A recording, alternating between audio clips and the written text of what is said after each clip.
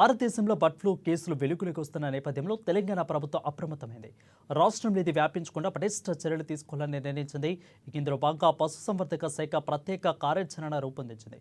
రాష్ట్రంలోని కోళ్ల పెంపకందారులు, పౌల్ట్రీ పరిశ్రమల ప్రతినిధులతో సమావేశమై బర్డ్ ఫ్లూ వ్యాప్తి తీసుకోవాల్సిన ముందస్తు జాగ్రత్తలపై అవగాహన కల్పిస్తుంది.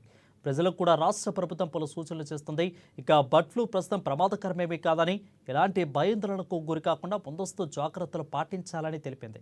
అదేవిధంగా బర్డ్ ఫ్లూ వ్యాపిస్తున్న నేపథ్యంలో రాష్ట్రంలోకి కోళ్లు, గుడ్లు, అదేవిధంగా పౌల్ట్రీ ఫీడ్ దిగుమతులను పశుసంవర్ధక శాఖ నిషేధించింది. అవి ఇతర రాష్ట్రాల నుంచి రావడం ద్వారా వైరస్ వ్యాపించే అవకాశం ఉందని ఈ చర్య తీసుకుంది. ఇక రాష్ట్ర సరిహద్దులోని చెక్పోస్టుల వద్ద 24/7 పాటు సిబ్బందిని నియమించి పటిష్ట తనిఖీలు చేపడుతున్నట్లుగా తెలిపింది. ఇక పౌల్ట్రీ ఉత్పత్తులు అక్రమంగా రవాణా చేసేందుకు ప్రయత్నిస్తే కఠిన చర్యలు తీసుకుంటామని అధికారులు హెచ్చరిస్తున్నారు.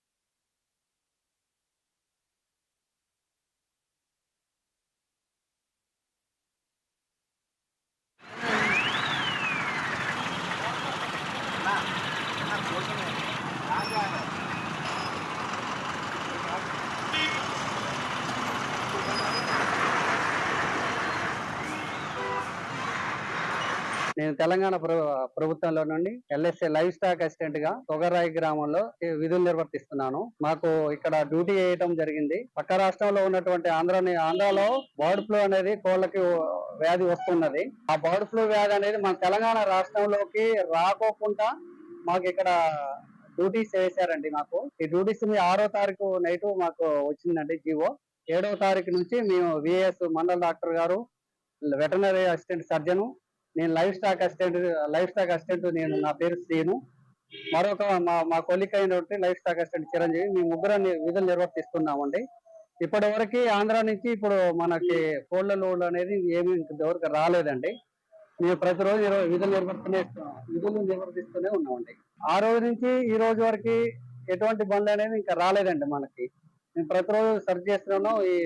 ఈ పోలీస్ అధికారులు కూడా మాకు పూర్తిగా సహకరిస్తున్నారు.